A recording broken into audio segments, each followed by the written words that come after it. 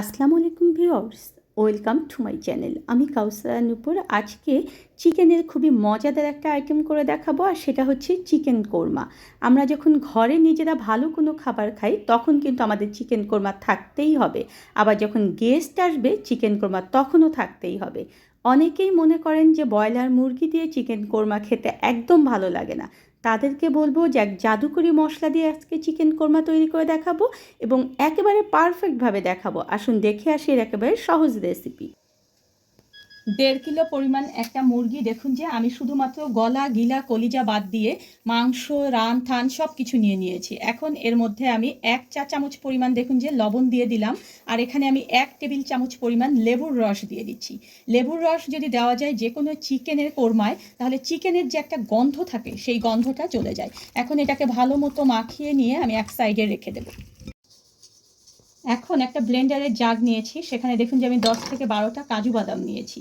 আর এখানে আমি দিয়ে দেব 2 টেবিল চামচ পরিমাণ টক দই। আমার চ্যানেলে দেখবেন যে টক দই কীভাবে তৈরি করতে হবে তার ভিডিও দেওয়া রয়েছে, ডেসক্রিপশন বক্সে আমি সেটা লিঙ্ক দিয়ে দেবো। সেই অনুযায়ী আপনারা টক দই খুব সহজেই ঘরে তৈরি করতে পারবেন। এখন এটা আমি ব্লেন্ড করে একটা মিহি পেস্ট তৈরি করব।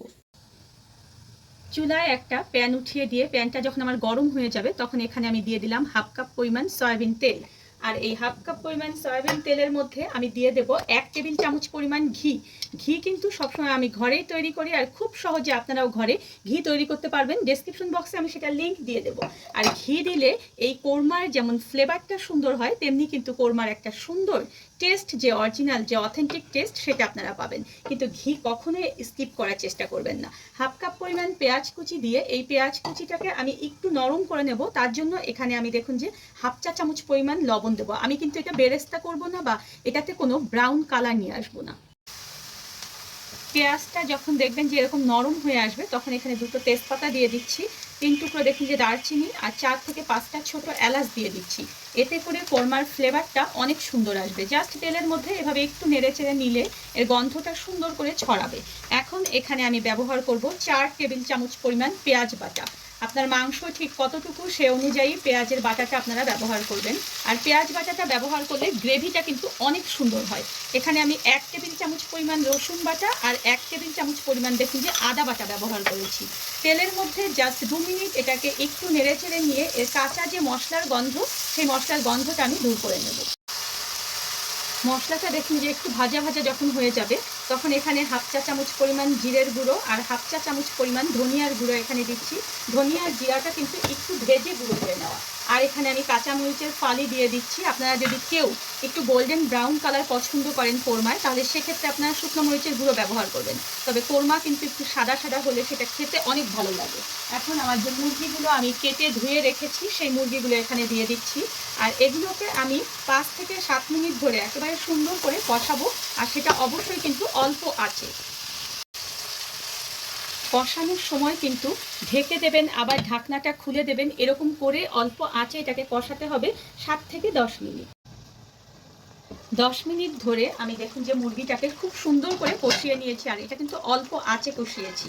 এখন আমি যে পেস্টটা তৈরি করেছিলাম সেই পেস্টটা এখানে দিয়ে দিচ্ছি। আর আমি এখানে দিয়ে দেব খুবই অল্প পরিমাণে পানি দিয়ে এই যে ব্লেন্ডারটা আমি এখানে পেস্ট করেছিলাম সেই ব্লেন্ডারটা ধুয়ে দিচ্ছি, খুবই অল্প পানি কিন্তু দিয়ে এটাকে আমি এখন মাঝারি আঁচে আবার একটু কষাবো। আরও দেখুন যে আমি 5-6 মিনিট ধরে এটাকে সুন্দর করে কষালাম। আমার মুরগিগুলো কিন্তু মোটামুটি সিদ্ধ হওয়ার পথে। এই অবস্থায় এসে আমি 4 থেকে 5টা দেখুন যে আস্ত কাঁচামরিচের মধ্যে দিয়ে দিলাম। এটা কিন্তু শুধুমাত্র ফ্লেভারের জন্য, এখানে ঝাল কিন্তু হবে না। আর এখানে আমি দেখুন যে 1 কাপ পরিমাণ তরল দুধ দিয়েছি।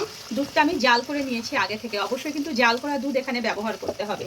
আর এখানে আমি দিয়ে দেব 1 চা চামচ পরিমাণ চিনি।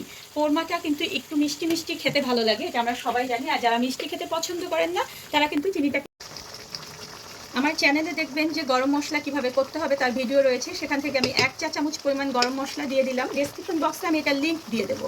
এখন এটাকে আমি ঢাকা দিয়ে রেখে দেবো 2 থেকে 3 মিনিট, এর মধ্যেই কিন্তু আমার এটা হয়ে যাবে। রান্না কিন্তু আমার দেখুন যে একদম শেষ। এই অবস্থায় এসে আমার মনে হচ্ছে যে আমার আরেকটু লবণ দিতে হবে। তাই আমি একটু লবণ দেখুন যে ছিটিয়ে দিলাম। আর এটাতে আমি এখন একটা জিনিস দিয়ে দেবো, আর সেটা হচ্ছে পেঁয়াজ বেরেস্তা। পেঁয়াজ বেরেস্তা দেওয়ার নিয়ম হচ্ছে আপনারা এই যে চুলাটা রয়েছে এই চুলাটার জাল বন্ধ করে দেবেন, দিয়ে এখানে কিছুটা পেঁয়াজ বেরেস্তা এভাবে ছড়িয়ে দেবেন। আর অবশ্যই কিন্তু পেঁয়াজ বেরেস্তা দেওয়ার পরে এটাকে আমরা ঢেকে রেখে দেবো 5 থেকে 7 মিনিট। তারপরে এটা আমরা পরিবেশন করব। এই অবস্থায় কখনোই আর জাল দেওয়া যাবে না। 5 মিনিট দেখুন যে আমি রেখে দিয়েছিলাম এটাকে, দেওয়ার পরে দেখেছেন গ্রেভিটা একেবারে পারফেক্ট হয়ে গিয়েছে। আর এটা কিন্তু সাদা পোলাও, বিরিয়ানি বা ভাতের সঙ্গে খেতেও কিন্তু অসম্ভব মজাদার। যাদের বাচ্চারা একটু ঝাল কম পছন্দ করে তারা কিন্তু দেখেন যে এটা রান্না করে দিলে একেবারে চেটে পুটে বাচ্চারা খেয়ে নেবে। আজকে আমি যে রেসিপিটা দেখালাম সেটা যদি পুরোপুরি ফলো করেন তাহলে আপনাদের চিকেন কোরমাটাও দেখবেন যে ঠিক আমার মতোই হবে।